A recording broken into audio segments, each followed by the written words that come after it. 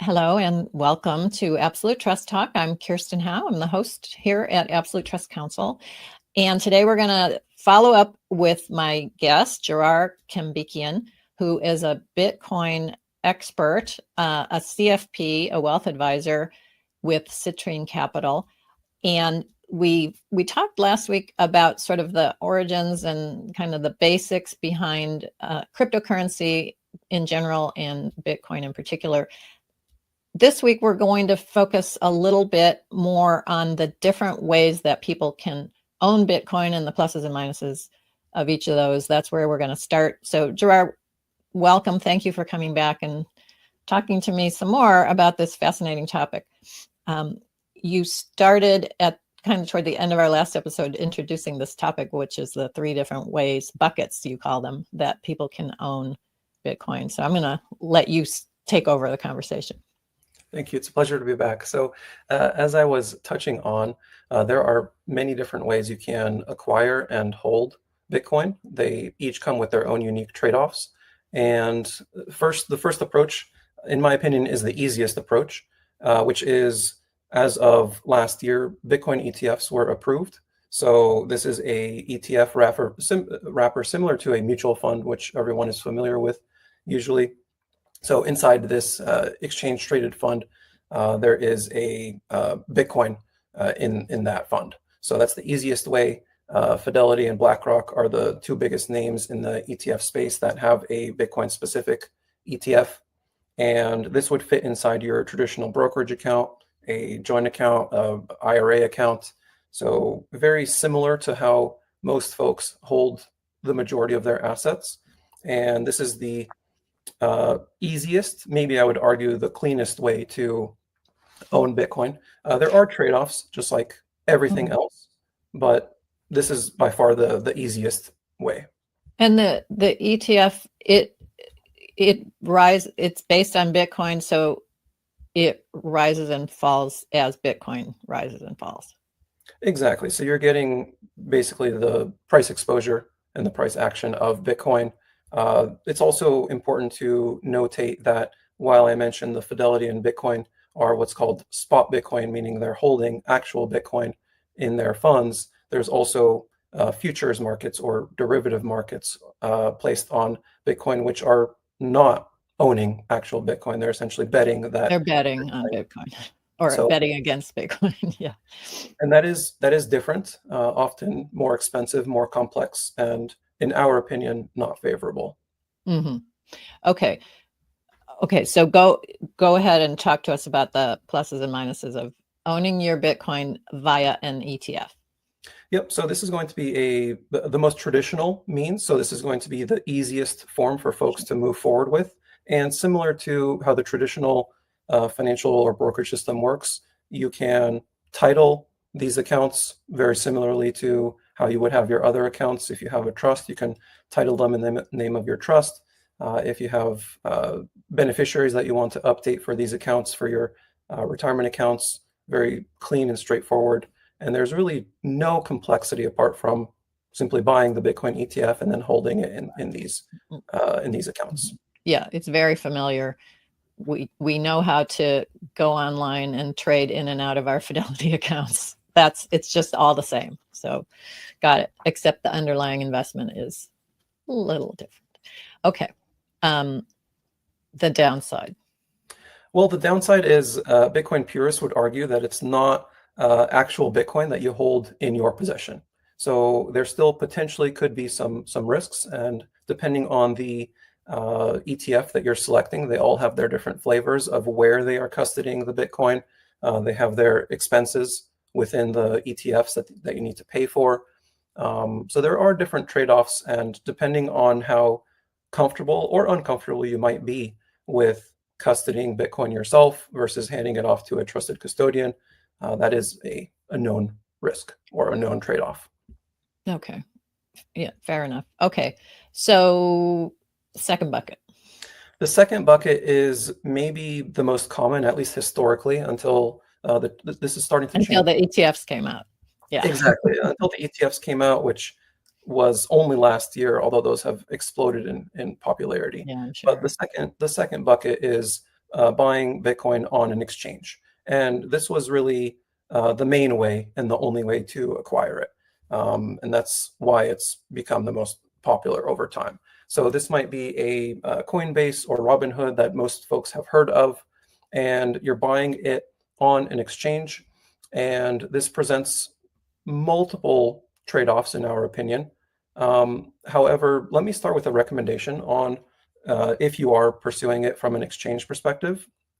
We really recommend working with an exchange that is Bitcoin only, meaning it's not serving other cryptocurrencies. And from that perspective, you have minimized the risk or attack vectors potentially. So think of any product where you're focusing on one thing versus literally hundreds or thousands of things to be able to secure that and custody that and whatnot. So we feel the risk is substantially smaller and maybe even eliminated if you're working with a Bitcoin only exchange.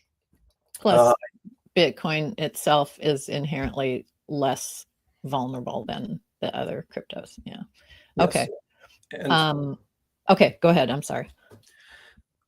To continue on that path, the recommendation is really do your research on where you are buying them in the sense of we want to make sure that this custodian has had no history of locking out customers, that they have good customer service, that there is no history of theft or loss of funds. And unfortunately, this has plagued the Bitcoin and cryptocurrency space over time. When you use the word custodian, is that what Robinhood and Coinbase are? Yes, they are an exchange. Okay, that's what you're talking about. Okay. Exactly. They're also a custodian. So you can not only buy your Bitcoin or crypto on there, but you can potentially also leave it on there. Store it there. Okay. Exactly. And that's what you mean by custodian. Okay. Exactly. So the trade-offs, as I already mentioned, is you want to make sure that you're working with a Bitcoin only exchange. There is risk historically where folks have lost their funds or not been able to access their funds for a variety of reasons.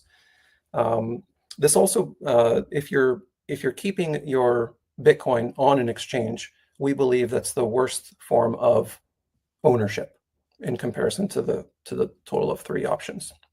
So we feel it's the worst option because, as I mentioned, people have lost control of their Bitcoin. There's often a phrase used in the Bitcoin world that says, not your keys, not your coins, meaning we want to own our keys to access the Bitcoin ourselves. And we want to make sure that no matter what happens, even if it's not fraud, that we have access and it's our responsibility to properly store our Bitcoin. So there are tremendous trade-offs with this approach. And I'll continue. There's also potential financial planning or estate planning risks in keeping your Bitcoin on an exchange, where depending on the custodian, some do not allow you to title your accounts in the name that you want, which, as we know in this community, presents potential risks on how you're passing that down over time. Beneficiaries are not always available on these accounts. And there's additional layers of problems that simply don't exist with the traditional brokerage world. Okay. Which leads us to bucket number 3. So bucket number 3, which we believe is superior, however, similar to when you're first starting to learn to drive a car. It is a responsibility that takes practice and hours of proper care to make sure you're doing it safely.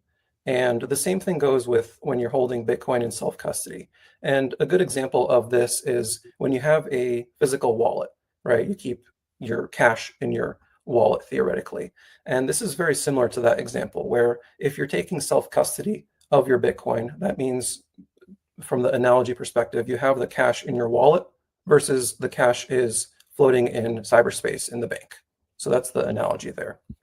The reason we feel it's superior is because, again, going back to the phrase, not your keys, not your coins. So you have access to your Bitcoin and only you have access to your Bitcoin. And for some folks and a growing amount of folks, that seems to be the preferred method and the superior method.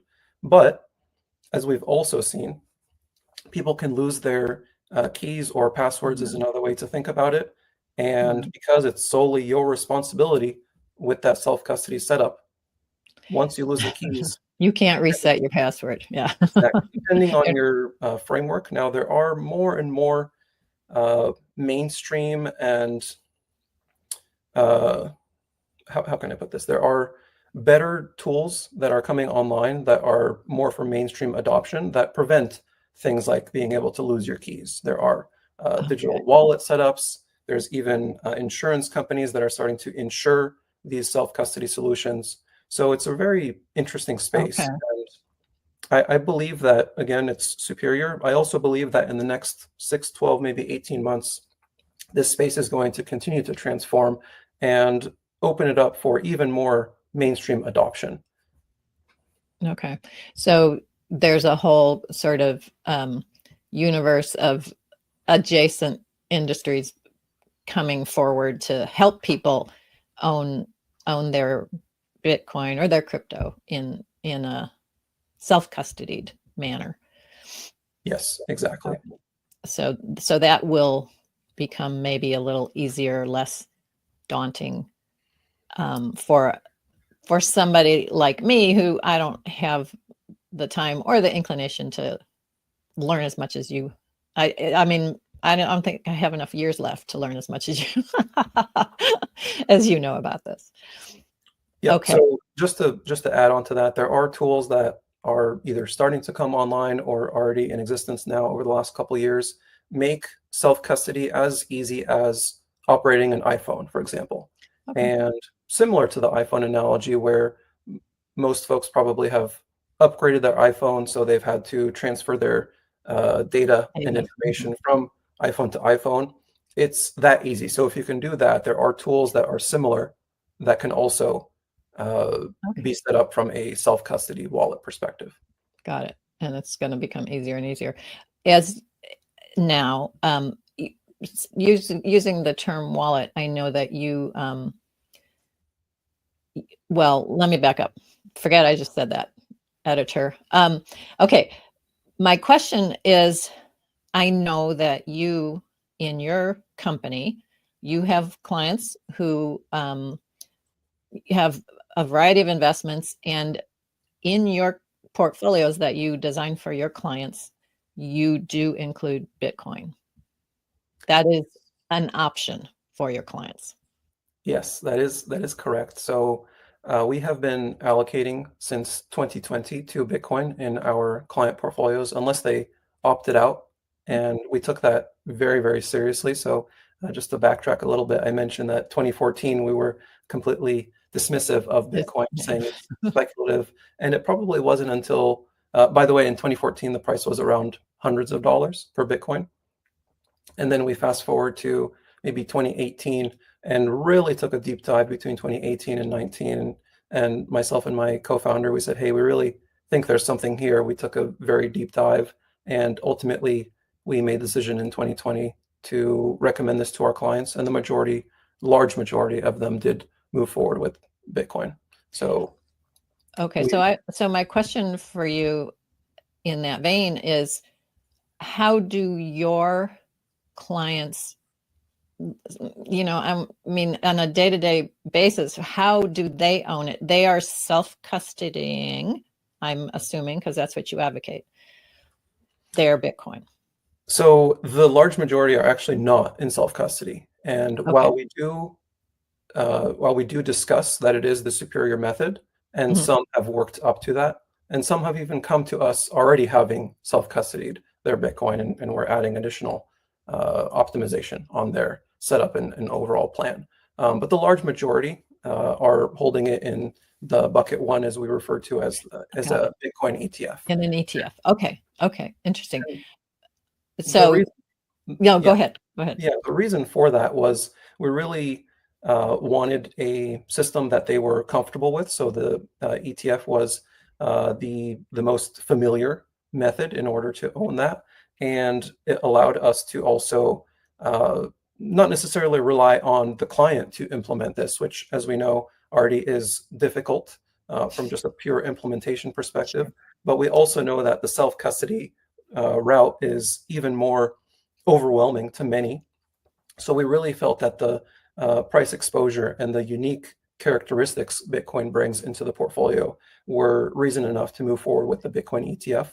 And Right. as I mentioned, some folks have geared up or started to gear up for self-custody, maybe in addition to their brokerage allocation. Mhm. And we'll talk through trade-offs of what might be an appropriate allocation for folks. We really believe, from our perspective, the only wrong answer for Bitcoin allocation is zero. Right. And, Okay. Okay. and we really go from there. Okay. So if they're investing in Bitcoin via your firm, it's going to be an ETF that you've vetted and you're satisfied with, but you can maybe coach them a little bit if they're interested in looking at self-custody. Yep, that definitely might come down the line, but we really feel, again, as often Bitcoiners might say, get off zero, meaning get off Right. zero Bitcoin.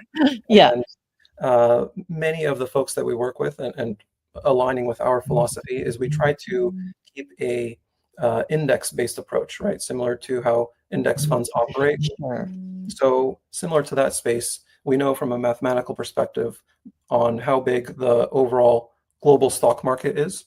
We know how big the Bitcoin market is, market cap specifically.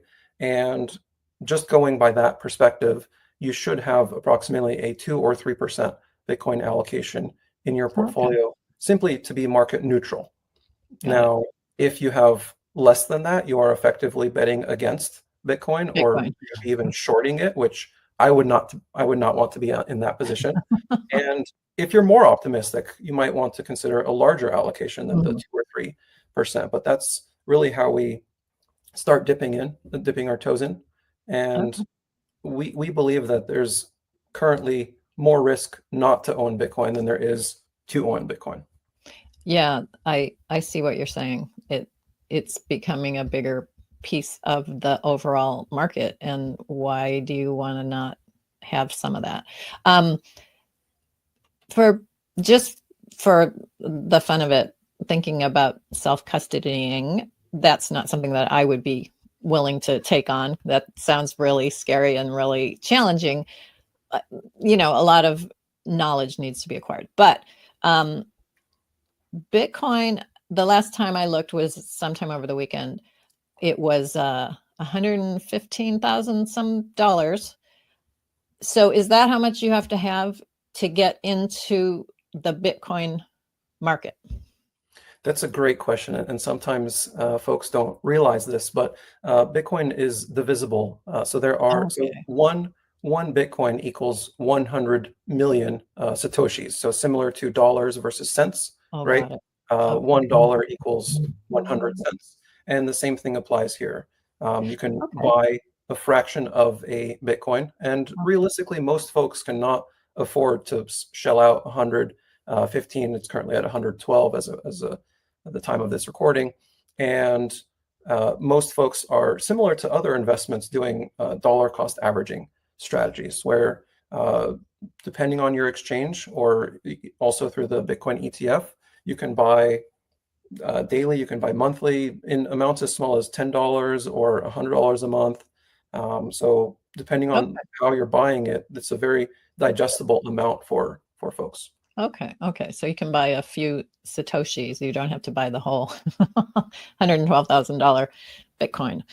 I did not know that. Okay. So it hasn't gotten to where the average person can't get in there. It's affordable. Not yet, presumably. Okay. Well, thank you so much, Jirayr, for explaining all those different ways that you can own Bitcoin. And I want to pick this up with you next time because we're not done talking about the things that I find fascinating about Bitcoin. So I hope you all will join us next time. Jirayr, thank you so much. Thank you. Okay. And we look forward to connecting with you next time. Thank you for joining us today for another episode of Absolute Trust Talk Live. If you enjoyed listening in, then don't forget to subscribe. You can find us on Apple Podcasts or wherever you may listen by searching Absolute Trust Talk. While you're there, we would also love for you to leave us a review. And then why not share your favorite episodes with family, friends, or colleagues too? You can find all of our shows and corresponding show notes by visiting absolutetrustcouncil.com.